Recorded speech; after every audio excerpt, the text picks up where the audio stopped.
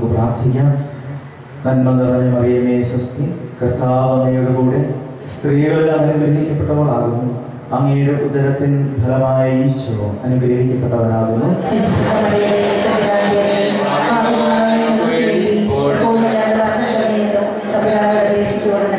പിതാവിനും പുത്രനും പരിശുദ്ധാത്മാവിനും സ്തുതി. പരിശുദ്ധ പരമ ദിവ്യകാരുണ്യത്തിന് സ്വരമുയർത്തി അഭിഷേകത്തോടെ പറയാം. ഞങ്ങളെ സ്നേഹിക്കുന്ന പരിശുദ്ധ പരമ ദിവ്യകാരുണ്യ ഈശോയ്ക്ക് ഞങ്ങളെ അനുഗ്രഹിച്ചുകൊണ്ട് ഞങ്ങളോടൊപ്പമായിരിക്കുന്ന പരിശുദ്ധ പരമ ദിവ്യകാരുണ്യ സ്നേഹത്തിന്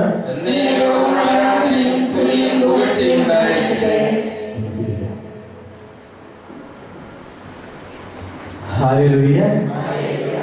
ഈശോയിൽ സ്നേഹമുള്ളവരെ, വിശുദ്ധ യോഹന്നാൻ എഴുതിയ ഒന്നാം ലേഖനം, വിശുദ്ധ യോഹന്നാൻ എഴുതിയ ഒന്നാം ലേഖനം അധ്യായം 4 തിരുവചനം 18. സ്നേഹത്തിൽ ഭയത്തിന് ഇടമില്ല. പൂർണ്ണമായ സ്നേഹം ഭയത്തെ ബഹിഷ്കരിക്കുന്നു. കാരണം ഭയം ശിക്ഷയെ കുറിച്ചാണ്.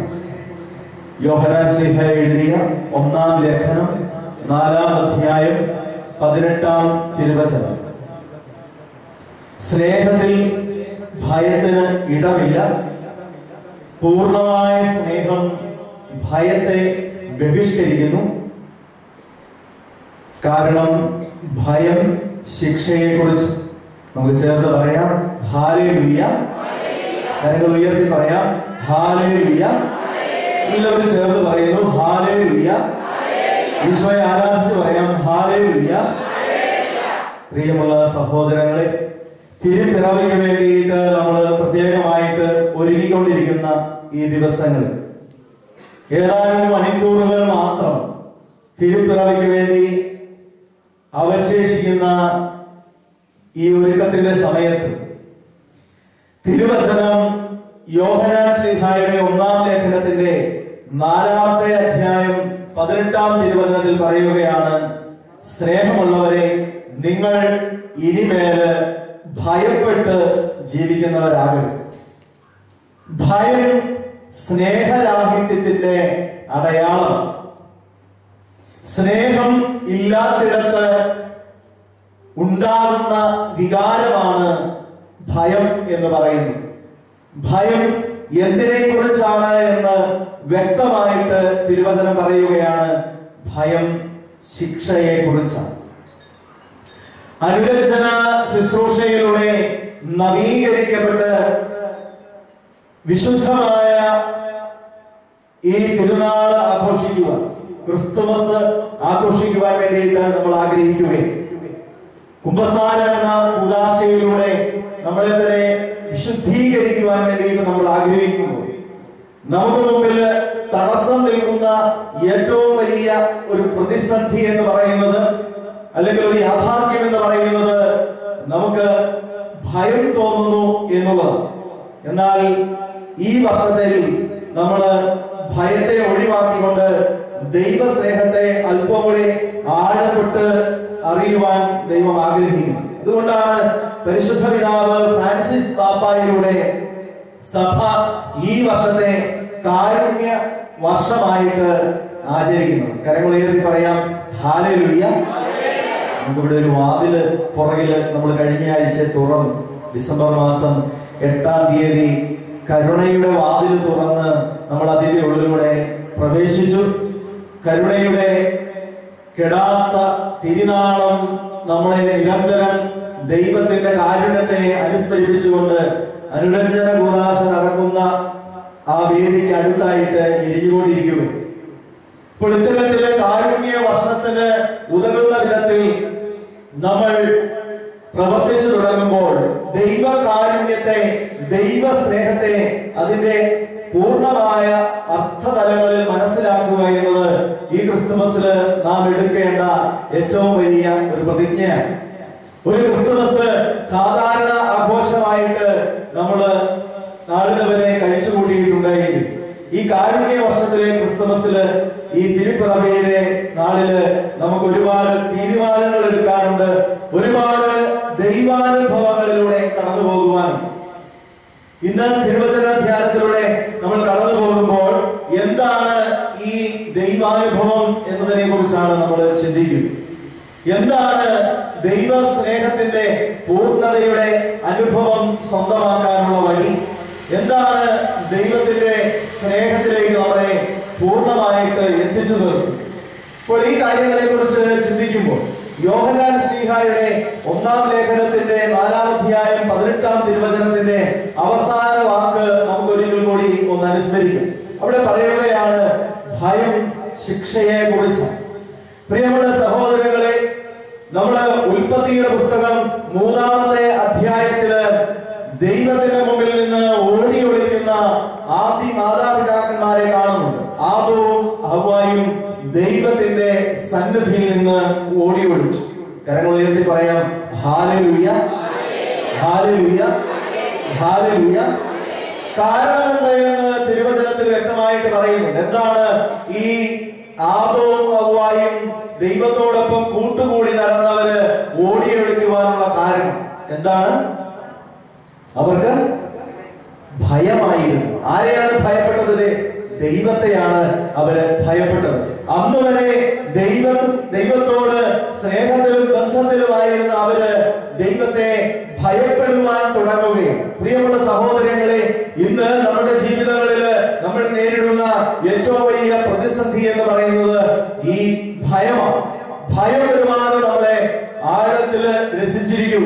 സാധാരണ ജീവിതത്തിൽ പോലും ഒരുപാട് ഭയങ്ങൾ നമുക്കുണ്ടാകാറുണ്ട്. ഞാൻ കൊച്ചുകുട്ടിയായിരുന്നപ്പോൾ ഇരുട്ടിനെ എനിക്ക് പേടിയായി.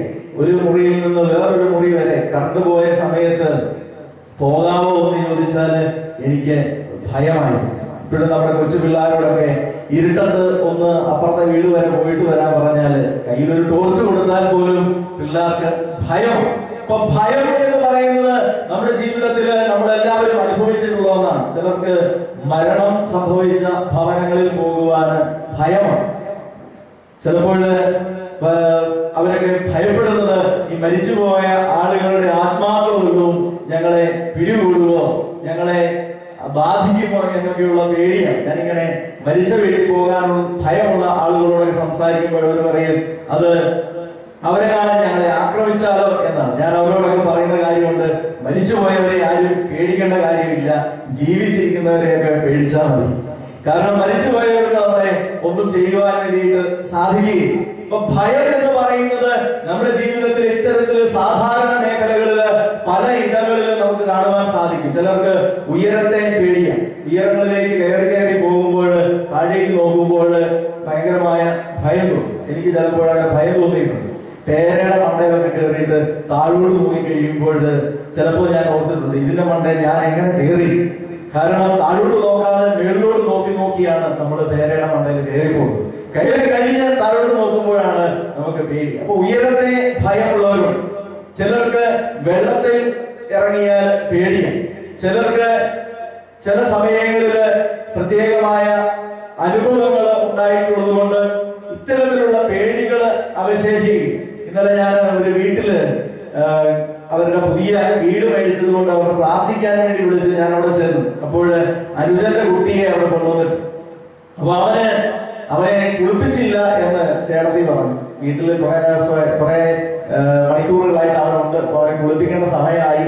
പക്ഷെ അവനെ കുളിപ്പിച്ചിട്ടില്ല. കാരണം എന്താന്ന് ചോദിച്ചു കഴിഞ്ഞാൽ അവന് കുളിക്കാൻ പേടിയാണ്. കുളിക്കാൻ മടിയല്ല.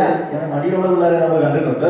പക്ഷെ കുളിക്കാൻ മടിയല്ല, പേടിയാണ്. കാരണം എന്താന്ന് ചോദിച്ചു കഴിഞ്ഞാല് ഒരു ഷവറിൽ നിന്ന് അവന്റെ ചെവിക്കകത്തേക്ക് വെള്ളം അടിച്ച് കയറി കുളിച്ചുകൊണ്ടിരുന്ന സമയത്ത് കുളിപ്പിച്ച ആരോ പ്രസ് ചെയ്ത് ചെവിക്കകത്ത് വെള്ളം കയറിപ്പോയി. അന്ന് തുടങ്ങിയ പേടിയാണ്. ഇപ്പൊ ജീവിതത്തിന്റെ പ്രത്യേക അനുഭവങ്ങളിൽ നിന്നുകൊണ്ട് ഭയം ഉള്ളില് ഉളവായിട്ടു. ഇപ്പൊ ഭയം മനുഷ്യന്റെ ജീവിതത്തിലേക്ക് കടന്നു വന്നു കഴിഞ്ഞാല് പിന്നീട് അവന്റെ ജീവിതം അത്രയ്ക്ക് സുഖകരമല്ല, സന്തോഷകരമാണ്. ഇത് തന്നെയാണ് ആധ്യാത്മിക ജീവിതത്തില്, ആത്മീയ ജീവിതത്തില് സംഭവിച്ചിട്ടുള്ളത്. ആദവും ഹവ്വായും പാപം ചെയ്തു കഴിഞ്ഞപ്പോൾ, ആദത്തിന്റെയും ഹവ്വായുടെയും ജീവിതത്തില് പാപം കടന്നുകൂടി കഴിഞ്ഞപ്പോൾ അവർക്ക് ഭയമാണ്. അപ്പൊ ഭയം മനുഷ്യന്റെ ജീവിതത്തില് കടന്നു ദൈവത്തിൽ നിന്നും, ആത്മീയ ജീവിതത്തിലെ ഭയം ദൈവത്തിൽ നിന്നും അകന്നിരിക്കുവാൻ വേണ്ടിയിട്ടാണ് അവനെ പ്രേരിപ്പിക്കുക. അങ്ങനെയാണ് ആദവും ഹവ്വായും ദൈവത്തോട് കൂട്ടുകൂടി നടന്നവരാണ്, പക്ഷെ ദൈവത്തിൽ നിന്നും അകന്ന് ഒളിഞ്ഞിരിക്കുവാൻ ഇടവരുന്നത്. കരങ്ങൾ ഉയർത്തി എന്ന് പറയാം, ഹല്ലേലൂയ, ഹല്ലേലൂയ, ഹല്ലേലൂയ. പ്രിയപ്പെട്ട സഹോദരങ്ങളെ, ഭയമുണ്ട് എന്ന് പറയുമ്പോൾ പലപ്പോഴും നമ്മുടെ ജീവിതത്തിൽ നമ്മൾ തെറ്റിദ്ധരിക്കാനുള്ള സാധ്യതയുണ്ട്. എന്താണ് തെറ്റിദ്ധാരണ നമ്മുടെ ഉള്ളിലേക്ക് വരാനുള്ള സാധ്യത? അത് ദൈവഭയവും സാധാരണ ഭയവും തമ്മിൽ കൂട്ടിക്കുഴയ്ക്കാനുള്ള സാധ്യതയുണ്ട്. എന്താണ് ഭയം എന്ന് നമ്മൾ തിരിച്ചറിയണം. ഭയം എന്ന് പറയുന്നത് ശിക്ഷയെ കുറിച്ചാണ്. അതായത് പാപം ചെയ്തതിനു ശേഷമാണ് ഈ ആദത്തിന്റെ ജീവിതത്തിലും ഹവ്വായുടെ ജീവിതത്തിലും ഭയം ഉണ്ടാകുന്നത്. അപ്പൊ ഭയം എന്ന് പറയുന്നത് ദൈവത്തിന്റെ സന്നിധിയിൽ പാപം ചെയ്തു കഴിഞ്ഞുള്ള ഒരു വികാരമാണ്. എന്നാൽ ദൈവഭയം എന്തായാലും മനസ്സിലാക്കണമെങ്കിൽ പുറപ്പാട് പുസ്തകം 20-ാം അധ്യായത്തിന്റെ 20-ാമത്തെ തിരുവചനത്തില് നമ്മൾ കണ്ടെത്തും. അപ്പോൾ മോശ ജനത്തോട് പറഞ്ഞു, ഭയപ്പെടേണ്ട, നിങ്ങളെ പരീക്ഷിക്കുന്നതിനും പാപം ചെയ്യാതിരിക്കാൻ വേണ്ടി നിങ്ങളിൽ ദൈവഭയം ഉളവാക്കുന്നതിനുമായിട്ടാണ് ദൈവം വന്നിരിക്കുന്നത്. സാഹചര്യം നമുക്കറിയാം. ദൈവം വളരെ വലിയ ശക്തിയോടുകൂടി, ഇടിമുഴക്കത്തോടുകൂടി, മിന്നൽപ്പിണറോടുകൂടി പ്രത്യക്ഷപ്പെടുകയാണ്. ഈ സമയം മോശ ദൈവസന്നിധിയിൽ കടന്നു ചെന്ന് മോശ ദൈവത്തോട് സംസാരിച്ചു. ജനം മുഴുവൻ അങ്ങോട്ട് കയറി വരാൻ സാധ്യതയുണ്ട്, മലയിലേക്ക് കയറി വന്നാൽ അവർ നാശം സംഭവിക്കുമെന്ന് മനസ്സിലാക്കിക്കൊണ്ട് ദൈവജനം കടന്നു വരുന്നത്, ഇസ്രായേൽ ജനം കടന്നു വരുന്നതിന് തടസ്സം നിൽക്കുന്ന മോശ ദൈവത്തോട് സംസാരിച്ചിട്ട് മോശ ജനത്തിന് ദൈവത്തിന്റെ സന്ദേശങ്ങൾ പറഞ്ഞു കൊടുക്കുവാൻ വേണ്ടിയിട്ട് ഉള്ള പരിശ്രമത്തിലാണ്. ആ സമയം ജനം ഭയത്ത് പറയുന്നതെന്നാണ് 20-ാമത്തെ അധ്യായം, പുറപ്പാട് പുസ്തകം 20-ാമത്തെ അധ്യായം 18 മുതലുള്ള തിരുവചനങ്ങളിൽ നമ്മൾ വായിക്കുക. അപ്പോൾ ജനം ഭയത്ത് പറയുകയാണ്, ഭയത്ത് വരച്ച് അവർ നിൽക്കുകയാണ്. അപ്പോൾ മോശ അവരോട് പറയുകയാണ്, നിങ്ങൾ ഭയപ്പെടേണ്ട, നിങ്ങൾക്ക് ദൈവത്തെ ഭയപ്പെടേണ്ട കാര്യമില്ല. ദൈവം നാശം വരുത്തുന്ന വ്യക്തിയായിട്ട് കണ്ടുകൊണ്ട്, ദൈവം ശിക്ഷിക്കുന്ന വ്യക്തിയായിട്ട് കണ്ടുകൊണ്ട് ദൈവത്തെ ഭയപ്പെടേണ്ട കാര്യമില്ല. മറിച്ച് നിങ്ങൾക്ക് ഉണ്ടാകേണ്ട വികാരം എന്താണ്? നിങ്ങൾക്ക് ദൈവ ഭയം ഉണ്ടാകണം. അപ്പൊ നമ്മൾ തിരിച്ചറിയണം, സാധാരണ ഭയം, ദൈവത്തോടുള്ള ഭയം ഉണ്ടായത് പാപത്തിന് ശേഷം ഉണ്ടായ അവസ്ഥയാണെങ്കിൽ ദൈവഭയം എന്ന് പറയുന്നത് പാപം ചെയ്യാതിരിക്കാൻ വേണ്ടിയിട്ട് ഉണ്ടാകുന്ന ഒരു ഭയമാണ്. അപ്പൊ പാപം ചെയ്യാതിരിക്കാൻ വേണ്ടിയിട്ട് നമുക്ക് എല്ലാവർക്കും വേണ്ട ഒരു കാര്യമാണ് എന്ത്? ദൈവഭയം എന്ന് പറയുന്നത്. എന്നാൽ ഭയം എന്ന് പറയുന്നത്, ആത്മീയ ജീവിതത്തിലെ ഭയം എന്ന് പറയുന്നത് നമ്മുടെ ജീവിതത്തില് പാപം ചെയ്തതിന് ശേഷം ഉണ്ടാകുന്ന ഒരു വികാരമാണ്. കരങ്ങൾ ഉയർത്തി പറയാം, ഹല്ലേലൂയ, ഹല്ലേലൂയ, ഹല്ലേലൂയ. ഇപ്പോൾ ആദിമാതാപിതാക്കളുടെ പാപത്തിന് ശേഷം ഉണ്ടായ ഭയം എന്ന വികാരം ഇസ്രായേലിന്റെ ജീവിതത്തിലും ചരിത്രത്തിലും ഉടനീളം നമുക്ക് കാണുവാൻ സാധിക്കും. ഉദാഹരണമായിട്ട് പുറപ്പാട് പുസ്തകത്തിന്റെ 20-ാം അധ്യായം ഞാൻ പറഞ്ഞുവെന്നേ ഉള്ളൂ. ദൈവം ഏതൊക്കെ സാഹചര്യത്തിൽ പ്രത്യക്ഷപ്പെടുന്നുണ്ടോ, ദൈവം എപ്പോഴൊക്കെ ഇറങ്ങി വരുന്നുണ്ടോ, അവിടെയൊക്കെ ജനം ഭയപ്പെട്ടു തുടങ്ങുകയാണ്, ജനത്തിന് ഭയം ഉണ്ടാവുകയാണ്. ഇത് നമ്മൾ തുടർന്ന് വിശുദ്ധ ഗ്രന്ഥത്തിൽ ഉടനീളം കാണുന്നു. ഇങ്ങനെ ഭയപ്പെടുന്ന വ്യക്തിയായിട്ട് നിൽക്കുന്ന ഒരു മനുഷ്യനെയാണ് നമ്മൾ പുതിയ നിയമത്തിന്റെ ആദ്യത്തെ അധ്യായത്തിൽ തന്നെ കാണുക. അത് മറ്റാരുമല്ല, സഖറിയ. സഖറിയ ദൈവത്തിന്റെ ദൂതന്റെ ദർശനം ഉണ്ടാകുന്ന നിമിഷത്തില് അവനുണ്ടായ വികാരം എന്ന് പറയുന്നത് അവൻ ഭയപ്പെട്ടു എന്നാണ്. ലൂക്കാസ് സുവിശേഷത്തില് സഖറിയായുടെ ദർശനത്തെ കുറിച്ച് നമ്മൾ വായിക്കുമ്പോൾ നമുക്ക് കാണുവാൻ സാധിക്കും, ദൂതൻ അവനോട് ആദ്യം പറയുന്ന കാര്യം, സഖറിയ നീ ഭയപ്പെടേണ്ട, ഞാൻ ദൈവസന്നിധിയിൽ നിൽക്കുന്ന ഗബ്രിയേൽ ആണ് എന്നുള്ളതാണ്. അപ്പോൾ ദൈവത്തിന്റെ സന്നിധിയിൽ നിൽക്കുന്ന മാലാഖ കടന്നു വന്നപ്പോൾ, അല്ലെങ്കിൽ ദൈവികമായ ഒരു ഇടപെടൽ ഉണ്ടായപ്പോൾ ആദ്യം ഉണ്ടായ വികാരം എന്ന് പറയുന്നത് അവൻ ഭയപ്പെട്ടു എന്നുള്ളതാണ്. സഖറിയ ധൂപാർപ്പണ സമയത്ത് സമൂഹത്തെ മുഴുവൻ വെളിയിൽ നിർത്തിയിട്ട് ദൈവസന്നിധിയിലായിരിക്കുമ്പോൾ കർത്താവിന്റെ ദൂതൻ അവന് പ്രത്യക്ഷപ്പെട്ടു. അവനെ കണ്ട് സഖറിയ അസ്വസ്ഥനാവുകയും ഭയപ്പെടുകയും ചെയ്തു. ദൂതൻ അവനോട് പറഞ്ഞു, സഖറിയ ഭയപ്പെടേണ്ട, നിന്റെ പ്രാർത്ഥന കേട്ടിരിക്കുന്നു. ലൂക്കാ 1:12. അപ്പോൾ സഖറിയായുടെ ജീവിതത്തില് ദൈവത്തിന്റെ ദർശനം ഉണ്ടാകുന്ന സമയത്ത് അവൻ ഉണ്ടാകുന്ന വികാരം എന്ന് പറയുന്നത് ഭയമാണ്. ഇത് എന്തുകൊണ്ടാണ് ഭയം ഇങ്ങനെ ഇസ്രായേലിൽ അല്ലെങ്കിൽ മനുഷ്യരുടെ ജീവിതത്തില് മുൻപോട്ട് കടന്നു വരുന്നത്? അത് പാപത്തിന്റെ ശിക്ഷയെ കുറിച്ചുള്ള ഭയമാണ്. പഴയ നിയമത്തിൽ നമുക്ക് കാണുവാൻ വേണ്ടിയിട്ട് സാധിക്കും. ദൈവം പലയിടങ്ങളിലും ഇസ്രായേൽ ജനത്തെ ശിക്ഷണത്തിലൂടെ കൊണ്ടുപോയിട്ട് അവരെ നേരെയാക്കാൻ നോക്കുകയാണ്. പല തരത്തിലുള്ള ശിക്ഷണ നടപടികൾ അവർക്ക് കൊടുക്കുന്നു. ഈ ശിക്ഷണങ്ങളിലൂടെ കൊണ്ടുപോയി അവരെ നേരെയാക്കാൻ വേണ്ടിയിട്ട് ശ്രമിക്കുകയാണ്. പക്ഷെ അവര് അതിൽ നിന്നും വ്യതിചലിച്ച് വീണ്ടും വീണ്ടും പാപത്തിലേക്ക്, കഠിനമായ തിന്മയുടെ മേഖലയിലേക്ക് കടന്നു പോവുകയും. അപ്പൊ ഭയം എന്ന് പറയുന്നത് വീണ്ടും വീണ്ടും പാപം ആവർത്തിക്കപ്പെടുമ്പോൾ അവരുടെ ജീവിതത്തിൽ ഘനപ്പെട്ടു വന്ന അല്ലെങ്കിൽ ശക്തിപ്പെട്ടു വന്ന ഒരു സംഭവമാണ്. പ്രിയപ്പെട്ട സഹോദരങ്ങളെ, ഈ ഒരു ഭയം ഇന്ന് ക്രിസ്തുമസിന്റെ ഈ അവസരത്തില് നമ്മുടെ ജീവിതത്തിൽ നമ്മൾ എടുത്തു മാറ്റും. കാരണം ഭയം ശിക്ഷയെ കുറിച്ച്, പാപത്തിന്റെ മേഖലയില് നമ്മൾ വീണ്ടും വീണ്ടും തുടർന്ന് ജീവിക്കുമ്പോൾ നമ്മുടെ ഉള്ളില് ഘനപ്പെട്ടു വരുന്ന ഒരു വികാരമാണ് ഭയം എന്ന് പറയുന്നത്. കരങ്ങൾ ഉയർത്തി പറയാം, ഹല്ലേലൂയ, ഹല്ലേലൂയ, ഹല്ലേലൂയ. പ്രിയപ്പെട്ട സഹോദരങ്ങളെ, അതുകൊണ്ട് ഇന്ന് നമ്മൾ തിരുപ്പിറവിക്ക് വേണ്ടി, ക്രിസ്തുമസിന് വേണ്ടിയിട്ട് ഒരുങ്ങുമ്പോൾ നമ്മുടെ ജീവിതത്തിൽ ഉണ്ടാകേണ്ട ഒരു തീരുമാനം, ദൈവത്തെ ഭയപ്പെടുന്ന വ്യക്തി. ദൈവ ഭയം എന്ന് പറയുന്ന വികാരമല്ല, പാപം ചെയ്തതിനു ശേഷം നമുക്കുണ്ടാകുന്ന ദൈവം എന്നെ ശിക്ഷിക്കുമല്ലോ എന്നുള്ള ആ ഭയം, ആ ഭയത്തിൽ നിന്ന് നമുക്ക് വിടുതൽ പ്രാപിക്കുവാൻ വേണ്ടിയിട്ട് സാധിക്കും. കുമ്പസാരത്തിലേക്ക് നമ്മൾ അടുക്കുമ്പോൾ അല്ലെങ്കിൽ തിരുപ്പിറവിക്ക് വേണ്ടി നമ്മൾ ഒരുങ്ങുമ്പോൾ നമ്മുടെ ഉള്ളില് നമ്മൾ എടുക്കേണ്ട ഒരു തീരുമാനം, ഇനി ഭയത്തോടെ അല്ല ഞാൻ കുമ്പസാരിക്കാൻ വേണ്ടിയിട്ട് കുമ്പസാരക്കുള്ളിനെ സമീപിക്കും, മറിച്ച് സ്നേഹത്തോടെ. കാരണം ദൈവത്തിന്റെ കാരുണ്യവും സ്നേഹവും, കരുണയുടെ വർഷത്തെ കുറിച്ച് ഞാൻ മുമ്പ് സൂചിപ്പിച്ചു. കരുണയും സ്നേഹവും ഇത്രയധികം നമുക്ക് നൽകപ്പെടുന്ന ഒരു അവസ്ഥ മറ്റൊന്നില്ല. അനുരഞ്ജന കുദാശയോളം ദൈവത്തിന്റെ കരുണ അനുഭവിക്കാൻ സാധിക്കുന്ന മറ്റൊരു കുദാശ നമുക്ക് ഇല്ല. അപ്പൊ കുമ്പസാരം എന്ന കുദാശയില്, അനുരഞ്ജന കുദാശയില് ദൈവം നമ്മളോട് കാരുണ്യം കാണിക്കുമ്പോൾ, ദൈവത്തിന്റെ കരുണയുടെ ആധിക്യം നമുക്ക് മുമ്പിൽ വെളിപ്പെടുമ്പോൾ നമ്മൾ ഭയപ്പെട്ട് മാറി നിൽക്കുന്നു. പലപ്പോഴും ഭയം മൂലമാണ് പല പാപങ്ങളും നമുക്ക് വെളിപ്പെടുത്താൻ സാധിക്കാത്തത്. ഭയം മൂലമാണ് കുമ്പസാരങ്ങൾ നീണ്ടുപോയിട്ടുള്ളത്. പലപ്പോഴും ആത്മാർത്ഥതയില്ലാതെ നമ്മൾ കുമ്പസാരിക്കാനുള്ള കാരണം എന്ന് പറയുന്നത് നമ്മള് പാപത്തിന്റെ മേഖലകളില് അനുതാപം എന്ന വികാരത്തിലേക്ക് കടന്നു വരാൻ വേണ്ടിയിട്ട് തടസ്സം നിൽക്കുന്നത് ഭയമുള്ളതുകൊണ്ടാണ്. ഞാനിതൊക്കെ പറഞ്ഞാല് എന്തായിരിക്കും സംഭവിക്കുക, ഞാനിതൊക്കെ പറഞ്ഞു കഴിഞ്ഞാല് ദൈവം എന്നോട് ക്ഷമിക്കത്തില്ല, ഇങ്ങനെയൊക്കെ ചിന്തിക്കുന്ന ഒരുപാട് വ്യക്തികളെ നമുക്ക് കാണുവാൻ വേണ്ടിയിട്ട് സാധിക്കും.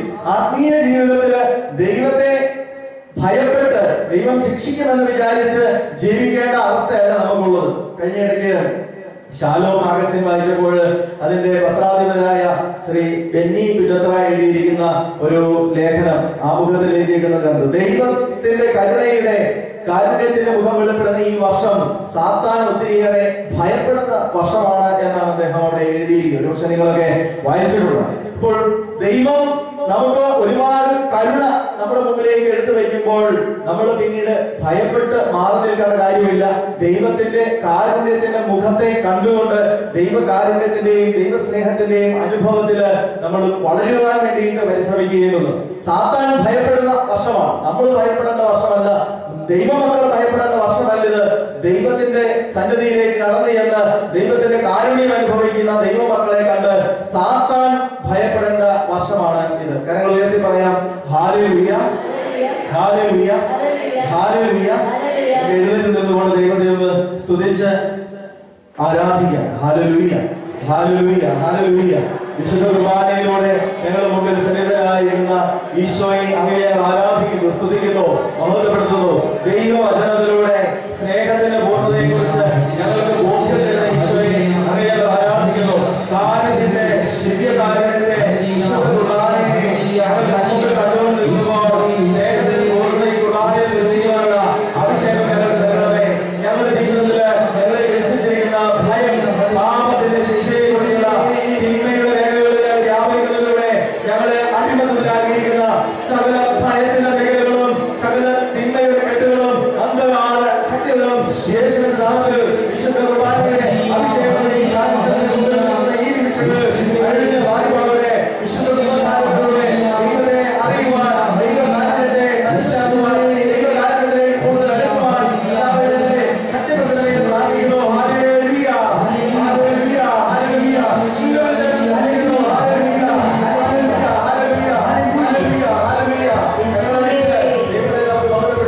ധാരാളം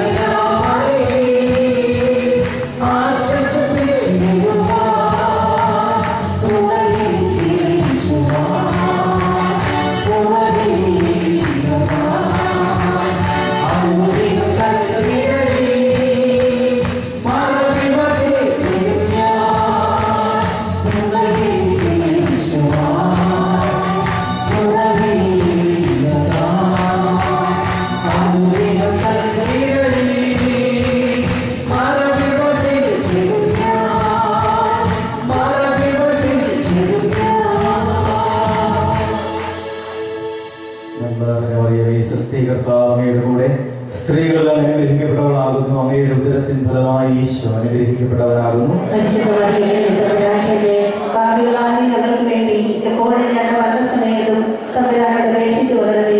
പരിശുദ്ധ പരമാദിവ്യകാരുണ്യത്തിന്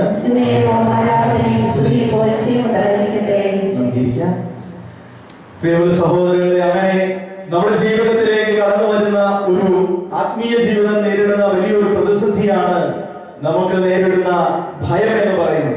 ഇപ്പോൾ ഈ ഭയത്തെയാണ് യേശു തന്റെ ജനനത്തിലൂടെ ഇല്ലാതാകും. ഈശോയുടെ ജനന നിമിഷങ്ങളെ കുറിച്ചുള്ള വിവരണങ്ങൾ മുഴുവൻ നമ്മൾ പരിശോധിക്കുമ്പോൾ നമുക്ക് കാണുവാൻ സാധിക്കും. അവിടെ ദൈവദൂതൻ കടന്നു വന്നിട്ട് ആദ്യം പറയുന്നത് ഭയപ്പെടേണ്ട എന്ന വാക്കാണ്. സക്രിയായുടെ ജീവിതത്തില് ഭയപ്പെടേണ്ട എന്ന് ദൈവദൂതൻ പറയുന്നത് നമ്മൾ കണ്ടു. പരിശുദ്ധ അമ്മയുടെ ജീവിതത്തില് ആ ജനന അറിയിപ്പിന്റെ സമയത്ത് നമ്മൾ ഭയപ്പെടേണ്ട മറിയമേ നീ ഭയപ്പെടേണ്ട എന്ന് പറയുന്ന വാക്കുകൾ നമുക്ക് കേൾക്കുവാൻ വേണ്ടിയിട്ട് സാധിക്കും. യൗസേപ്പിന്റെ ജീവിതത്തില് യൗസേപ്പ് ഉത്കണ്ഠയിലായിരിക്കുന്ന നിമിഷങ്ങളില് യൗസേപ്പെ നീ ആകുലചിത്തനാകേണ്ട, ഉത്കണ്ഠപ്പെടേണ്ട എന്ന് കൃത്യമായിട്ട് പറയുന്നത് നമുക്ക് കാണുവാൻ സാധിക്കും. ആറ്റലേന്മാര് ഭയപ്പെട്ട് നിലകൊള്ളുന്ന സമയങ്ങളില് ദൈവത്തിന്റെ ദൂതന്മാർ പറയുകയാണ്, നിങ്ങൾ ഭയപ്പെടേണ്ട, സദ്വാർത്ത ഞങ്ങൾ നിങ്ങളെ അറിയിക്കുന്നു. ഇപ്പൊ ഭയം മനുഷ്യന്റെ ജീവിതത്തില് നിറഞ്ഞു നിൽക്കുന്ന ഒരു യാഥാർത്ഥ്യമായി മാറുമ്പോൾ രക്ഷകനെ മുമ്പിൽ നിർത്തിയിട്ട് പറയുന്ന കാര്യമാണ്, ഇനി നിങ്ങൾ ഭയപ്പെടണം. ആത്മീയ ജീവിതത്തിൽ നേരിടുന്ന ഭയം എന്ന് പറയുന്ന അവസ്ഥയെ ദൈവം പൂർണ്ണമായിട്ടും എടുത്തു മാറ്റുകയാണ്. ഭയം ജീവിതത്തിലേക്ക് കടന്നു വരുന്ന വീണ്ടും വീണ്ടും കടന്നു വരുന്ന അവസ്ഥകള് യേശുവിന്റെ പരസ്യ ജീവിത പ്രവർത്തന മണ്ഡലങ്ങളിൽ നമുക്ക് കാണുവാൻ വേണ്ടിയിട്ട് സാധിക്കും. ദൈവികമായ ഇടപെടൽ ഉണ്ടാകുന്ന, ശക്തമായ ദൈവിക സാന്നിധ്യം ഉണ്ടാകുന്ന നിമിഷങ്ങളെല്ലാം ജനം ഭയപ്പെടുകയാണ്. അവിടെ ദൈവത്തിന്റെ സാന്നിധ്യം അവരെ ശിക്ഷിക്കാനാണോ എന്ന് ഭയപ്പെടുന്നത് കൊണ്ടാണ്, അവരെ ശിക്ഷിക്കാനാണോ എന്ന് സംശയിക്കുന്നത് കൊണ്ടാണ് അവര് അകാരണമായിട്ട് ഭയപ്പെടുന്നു.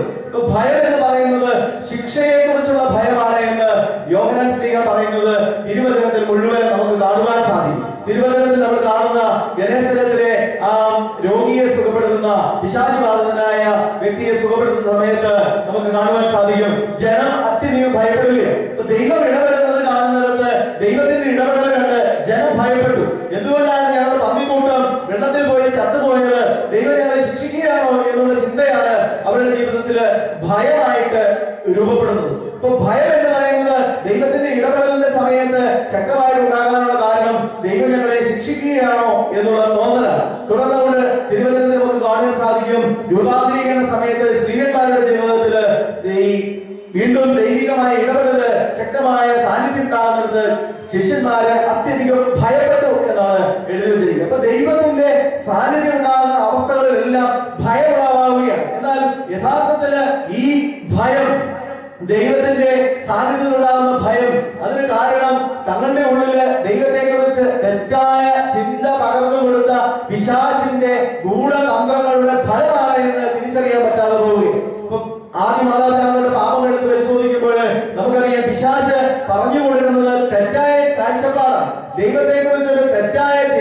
പകർന്നു കൊടുക്കുകയാണ്. ദൈവം ശിക്ഷിക്കുന്നവരാണ് എന്ന്, ദൈവത്തിന്റെ സാന്നിധ്യത്തിൽ നിങ്ങൾ ആയിരുന്നാൽ ഇനി നിങ്ങൾക്ക് രക്ഷയില്ല എന്നുള്ള ഒരു തെറ്റായ അറിവ് പകർന്നു കൊടുക്കുകയാണ് ആദ്യ മാതാപിതാക്കന്മാർക്ക് പിശാച്. അവിടെ നിന്നാണ് ഭയം ഉളവാകുന്നത്. അപ്പൊ ഈ ശിഷ്യന്മാരുടെ ജീവിതത്തിൽ ഭയം ഉളവാകാനുള്ള കാരണം, രൂപാന്തരീകരണ സമയത്ത് ഭയം ഉളവാകാനുള്ള കാരണം എന്ന് പറയുന്നത് ദൈവത്തെ കുറിച്ചുള്ള തെറ്റായ ധാരണ പിശാച് കൊടുത്തത് മനുഷ്യന്റെ ഉള്ളില് ആദ്യ മാതാപിതാക്കളുടെ ജീവിതം തുടങ്ങി ഇങ്ങോട്ട് കിടക്കുകയാണ്. അപ്പൊ ദൈവത്തെ കുറിച്ചുള്ള യഥാർത്ഥമായ ഒരു ധാരണ ഇല്ലാതെ പോകുന്നതാണ് ഭയത്തിന് കാരണം. ഭയം എന്ന് പറയുന്നത് തെറ്റിന് ശേഷം ഉണ്ടാകുന്ന ഒരു യാഥാർത്ഥ്യമാണ് എങ്കിൽ അതിന് കാരണമായിട്ട് നിലകൊള്ളുന്നത് ദൈവത്തെ കുറിച്ച് യഥാർത്ഥമായ ഒരു കാഴ്ചപ്പാട് ഇല്ലാതെ പോകുന്നു എന്നുള്ളത്. കാര്യങ്ങൾ ഉയർത്തി പറയാം. Hallelujah, hallelujah. രണ്ടാമതായിട്ട് നമ്മൾ ഇന്ന് ഈ തിരുവചന ധ്യാനത്തിൽ പ്രത്യേകമായിട്ട് ശ്രദ്ധിക്കുന്ന ഒരു കാര്യം, ദൈവത്തെ കുറിച്ച് നല്ല ഒരു കാഴ്ചപ്പാട് എനിക്കുണ്ടോ എന്നുള്ളതാണ്. ദൈവം സ്നേഹത്തിന്റെ പൂർണ്ണതയാണ് എന്നും ദൈവം എന്റെ പാപങ്ങൾ ക്ഷമിക്കുന്നവരാണ് എന്നും യഥാർത്ഥത്തിലുള്ള ഒരു കാഴ്ചപ്പാട് എനിക്ക് രൂപപ്പെടുത്തിയെടുക്കാൻ സാധിച്ചിട്ടുണ്ട്. ദൈവത്തെ കുറിച്ചുള്ള എന്റെ കാഴ്ചപ്പാട് എന്താണ്, ദൈവത്തെ കുറിച്ചുള്ള എന്റെ ചിന്ത എന്താണ് എന്ന് നമ്മൾ ചിന്തിച്ചു നോക്കണം. നമ്മൾ ചോദിക്കുമ്പോഴെല്ലാം അനുഗ്രഹം തരാനിരിക്കുന്ന, നമ്മളെന്തെങ്കിലും പാപം ചെയ്തു കഴിഞ്ഞാൽ ഉടനെ അത് ചെയ്തോ നീ എന്ന് ചോദിച്ച് അതിങ്ങനെ കണ്ടുപിടിച്ച് ശിക്ഷ തരാൻ വേണ്ടിയിരിക്കുന്ന ഒരു വ്യക്തിയായിട്ടാണോ ദൈവത്തെ നമ്മൾ കണ്ടിരിക്കുന്നത്? ദൈവത്തെ കുറിച്ചുള്ള നമ്മുടെ ചിന്താഗതി എന്താണ് ദൈവത്തെ കുറിച്ചുള്ള കാഴ്ചപ്പാട് എന്ന് നമ്മൾ മനസ്സിലാക്കും. ദൈവത്തെ കുറിച്ചുള്ള കാഴ്ചപ്പാടിനെ കുറിച്ചാണ് യോഹന്നാൻ ശ്ലീഹായുടെ ലേഖനത്തിന്റെ 1-ാം ലേഖനത്തിന്റെ 4-ാം അധ്യായം 18-ാമത് തിരുവചനത്തിന്റെ ആദ്യ ഭാഗം പറയുന്നത്, സ്നേഹത്തില് ഭയത്തിന് ഇടമില്ല. ദൈവം സ്നേഹമാണ് എന്ന് ഈ 4-ാമത്തെ അധ്യായത്തിന്റെ 1-ാമത്തെ തിരുവചനം പറയും. യോഹന്നാൻ ശ്ലീഹായുടെ 1-ാം ലേഖനം 4:1 പറയുന്നത് ദൈവം സ്നേഹമാണ്. തുടർന്ന് ദൈവത്തിന്റെ സ്നേഹത്തിന്റെ വിവിധ മുഖങ്ങള് സഹോദരങ്ങളിൽ കണ്ടെത്താനുള്ള ഉപദേശത്തോടു കൂടിയാണ് ലേഖനത്തില് യോഹന്നാൻ ശ്ലീഹ മുമ്പോട്ട് പോകുന്നത്.